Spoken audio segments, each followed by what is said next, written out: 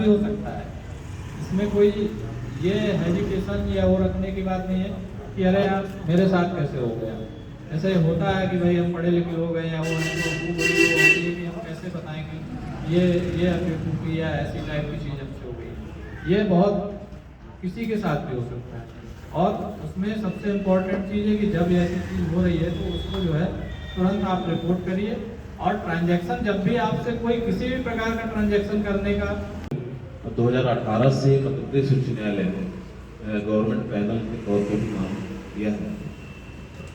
इस समय मैं सरकारी वकील के तौर पर काम कर रहा था, उस समय इस तरह के साइबर फ्रॉड के मामले आते थे।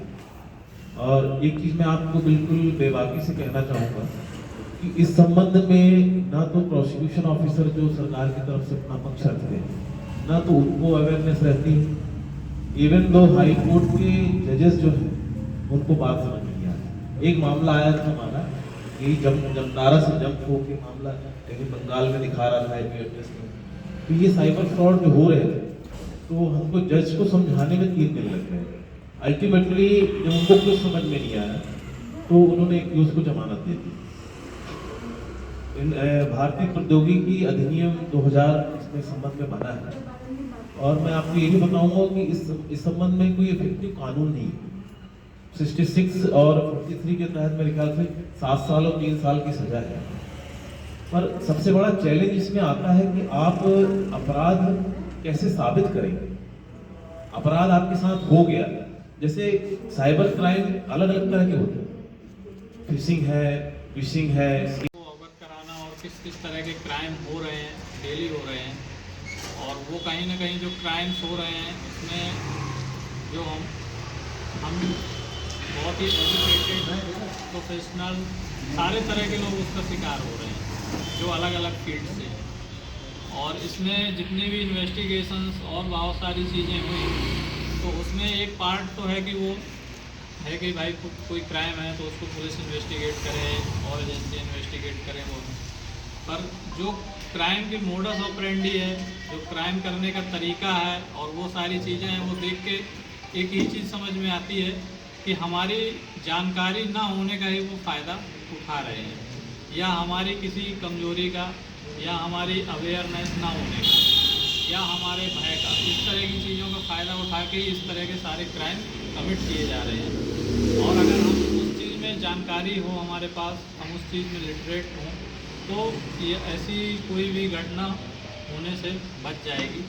और इसका जो उपाय है, सबसे बड़ा उपाय यही है कि हम मतलब उसका बचाव ही, जैसे हम कुछ बीमारियां हैं ना तो उनका क्योर से ज़्यादा प्रिवेंशन में ध्यान देते हैं। ऐसे एक मतलब ये भी बीमारी है कि जिसमें इसके क्यूरेटिव उसमें जाने से ज़्यादा ज़रूरी है कि हम प्रिवेंटिव इसके उपाय ज़रूर अपनाएं। इसके बाद में किसी के साथ कोई इंसिडेंट होता है वो अलग चीज़ है। तो जैसा आप सब लोग जानते होंगे, आज से 2, 4, 5 साल पहले कुछ फ्रॉड्स के सुनते रहे होंगे आप, कहीं दूर के रिलेटिव या पेपर में या वो है। तो एक बहुत ही कॉमन तरीका होता था कि OTP वगैरह का जो फ्रॉड होता है, कोई व्यक्ति जो है फ़ोन करता है और फिर आपसे OTP पूछता है, कुछ भी बन के, बैंक वाला बन के या फिर कोई फाइनेंशियल इंस्टीट्यूट का बन के। लेकिन आज की डेट में OTP के फ्रॉड हो रहे हैं, लेकिन उससे भी एडवांस लेवल के दूसरे क्राइम हो रहे हैं। और सबसे ज़्यादा जो क्राइम्स हैं वो, हम अगर साइबर क्राइम की बात करें तो इसमें जो सबसे बड़ा सेक्शन है वो फाइनेंशियल फ्रॉड का है। और फिर हमारे आते हैं सोशल मीडिया से रिलेटेड फ्रॉड है कि मतलब या क्राइम है, जैसे किसी व्यक्ति को जो हमारे इंस्टाग्राम या फेसबुक या इस तरह की जो ID है, या सोशल मीडिया में आजकल हर कोई नई से नई चीज़ें तो महिलाओं के साथ है, अननेसेसरी मैसेज करना, स्टॉकिंग करना, ये तरह की चीज़ें हैं। और ये सब चीज़ों में एक चीज़ और भी थी कि 2-3 साल पहले तक, ये अभी भी बहुत सारे लोग इसको रिपोर्ट भी नहीं करते टाइम से। इसमें बहुत ज़रूरी है, जैसे कोई एक्सीडेंट होता है ना तो कोई व्यक्ति गिरता है और अगर उसको हम बहुत जल्दी हॉस्पिटल पहुंचा दें, 1 घंटे में, आधा घंटे में वो अगर हॉस्पिटल उसको मिल जाता है तो उसकी जान बच जाती है। अगर वही चीज़ 2 घंटे 3 घंटे बाद होती है तो वो डिले हो जाता है। तो साइबर क्राइम भी एक ऐसा ही क्राइम है कि जब आदमी के साथ कोई ऐसी घटना हो जाती है, वो जितना जल्दी उसको रिपोर्ट कर दे उतना ही उसमें चांसेस हैं कि वो उनके साथ जो भी घटना हुई है वो रुक जाए और उसमें जो है उनका जो लॉस है वो कम से कम होगा या नहीं होगा। जितना इसमें डिले होगा उतना ही इसमें आगे हमको दिक्कत होती है और उनका लॉस ही उतना बड़ा होता जाता है। तो जो आज की डेट में आप लोग डेली न्यूज़पेपर पढ़ते होंगे तो उसमें देखते होंगे किस तरह के क्राइम होते हैं। तो मैं बेसिकली आपको जो है इंट्रोडक्टरी आपको बताऊंगा कि मतलब जैसे एक OTP फ्रॉड आप सब जानते हो।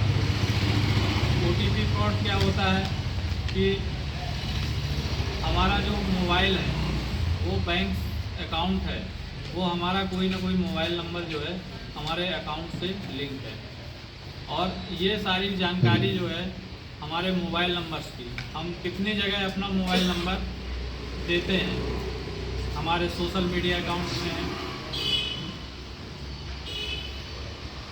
हमारे सोशल मीडिया अकाउंट्स में है, हमारे जो हम शॉपिंग करने जाते हैं तो आज बिलिंग भी कराते हैं तो वहाँ भी अपना मोबाइल नंबर देते हैं।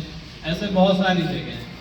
तो हमारे जो मोबाइल नंबर हैं ये जब कोई साइट क्रैश होती है या डेटा चोरी करने वाले लोग हैं या ऐसी ऐसी जगहों से हमारे मोबाइल नंबर, जो बड़ी बड़ी बहुत सारी ऐसी कंपनियां फ्रॉडस्टर जो विदेशों में हैं या ऐसे गुमनाम हैं, वो सब ये बेचते हैं और ये सब पहुंच जाते हैं फ्रॉडस्टर के पास जो धोखाधड़ी करने वाले लोग होते हैं। फिर वो क्या करते हैं कि आपको फ़ोन लगाते हैं और उसके लिए वो पहले ट्रेंड होते हैं, अपनी भी ट्रेनिंग करते हैं और वो ऐसे प्रोफेशनल आपसे बात करते हैं कि जैसे वो आपको बिल्कुल भी नहीं लगेगा कि ये बैंक का व्यक्ति नहीं बोल रहा है या पुलिस वाला नहीं बोल रहा है या इससे। तो उसमें आपसे वो कोई भी जानकारी जो है आपसे क्रेडिट कार्ड बंद हो जाएगा या ATM कार्ड बंद हो जाएगा या आपके खाते में अभी ऐसी कोई प्रॉब्लम है, अगर आप ये नहीं बताएंगे तो 2 दिन में बंद हो जाएगा। इस टाइप से चीज़ें वो बता के और आपको बोलते हैं। कृपया हमारे चैनल जबलपुर दर्पण JD न्यूज को सब्सक्राइब करें व आई बेल को दबाना न भूलें ताकि हम आपके लिए लगातार शहर से जुड़ी खबरें आप तक पहुंचाते रहें। धन्यवाद।